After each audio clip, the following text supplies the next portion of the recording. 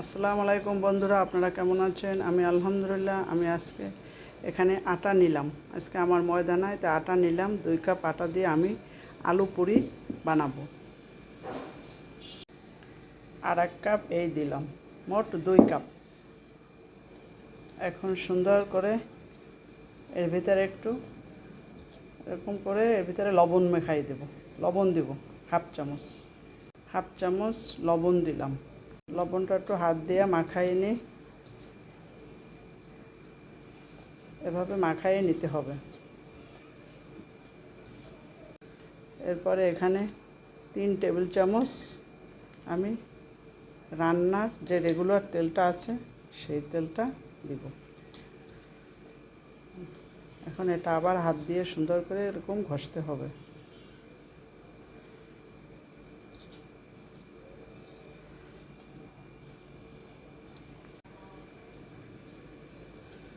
এরকম ঘষে ঘষে মিলাতে হবে। তারপরে এরকম মোট করে দেখবেন কি সুন্দর করে। এখন আমি এগুলো মাখাইয়ে নিছি। এখন এভাবে মোট করলে এই যে দলা হয়। এখন আমি নর্মাল টেম্পারেচার যে পানি, সেই পানি দিয়ে অল্প অল্প করে আমি খামিটা মাখাইয়ে নেব।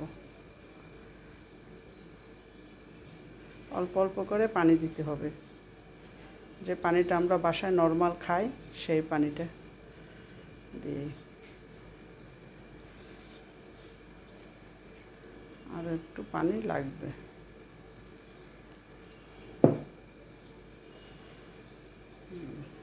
এবার আর পানি দরকার নাই, এই পানিতেই হবে।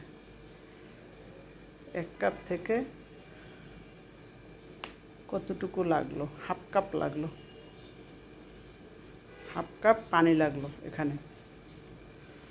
খামিটা বেশ সফট হয়েছে। এভাবে সফট হলে ভালো হয়।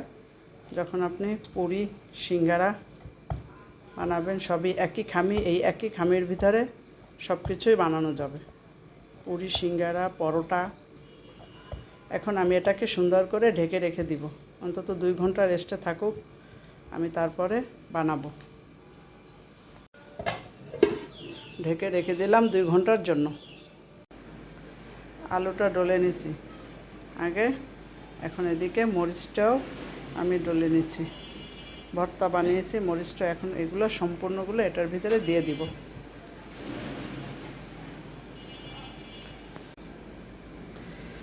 এখানে কিছু পেঁয়াজ ব্রেস্তা করে রেখে দিছি, আমি সেই পেঁয়াজ ব্রেস্তাটা দিয়ে দিচ্ছি ভিতরে।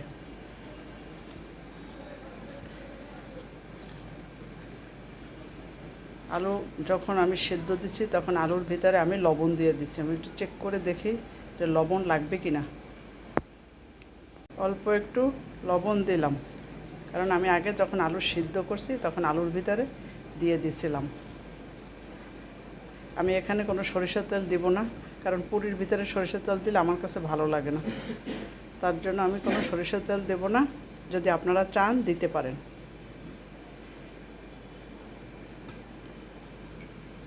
সবটুকু দিয়ে দিলাম। পেঁয়াজ বেরেস্তাটা দিলে ভালো লাগবে পুরিটা খেতে। আমি এভাবেই বানাই, আপনাদের সাথে একটু শেয়ার করলাম আমি কিভাবে বানাই। সুন্দর হয়েছে ভর্তাটা। এখন ভর্তাটা থাকুক, তারপর আমি পুরিটা বানাবো। এখানে আমার কাছে একটু চিলি ফ্লেক্স করা ছিল, আর একটু চিলি ফ্লেক্স দিয়ে দিলাম একটু ঝাল লাগার জন্য, যাতে ভালো লাগে। ভর্তাটা খুবই সুন্দর হয়েছে, আমি একটু খেয়ে দেখছিলাম।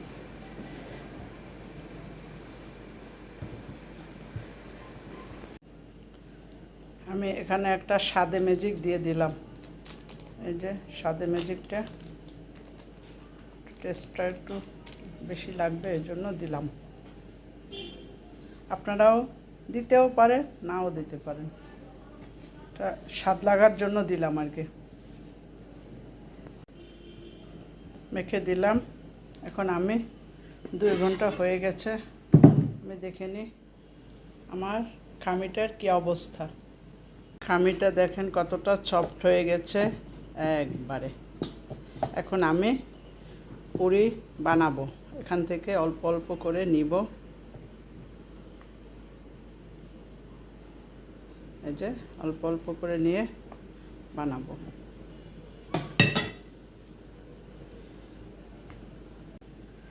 আমি একটু এভাবে মালিশ করে রেখে দিই, সুন্দর করে গোল করে রেখে দিই।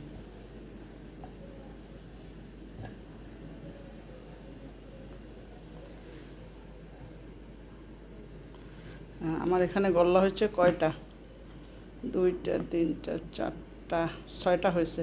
2 কাপ। এটা আমি চা খাই যে মগ, সে মগ থেকে আমি নিয়েছি।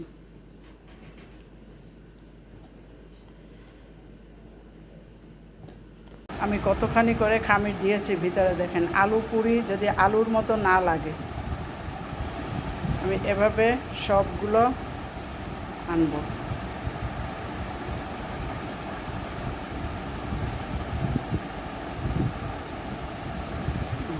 এভাবে এনে তারপরে চিলগালা করব। এই যে আমি তেলটা এভাবে একটু উঠিয়ে দিচ্ছি, যাতে পুরো তেলটা এত ফুলছে যে সে দাঁড়িয়ে আছে ফ্রাই প্যানের উপরে। বন্ধুরা দেখেন, পুরিগুলো বানানো হয়ে গেছে, কত সুন্দর হয়েছে এবং বড় বড় করে বানিয়েছি। আপনারা সবাই এভাবে বানিয়েও খাবেন বাসায়। বাহির থেকে কেনার থেকে বাসায় খাওয়া অনেক ভালো, স্বাস্থ্যসম্মত। সবাই লাইক করবেন, কমেন্ট করবেন, সাবস্ক্রাইব করবেন। সবাই ভালো থাকেন বন্ধুরা, খোদা হাফেজ।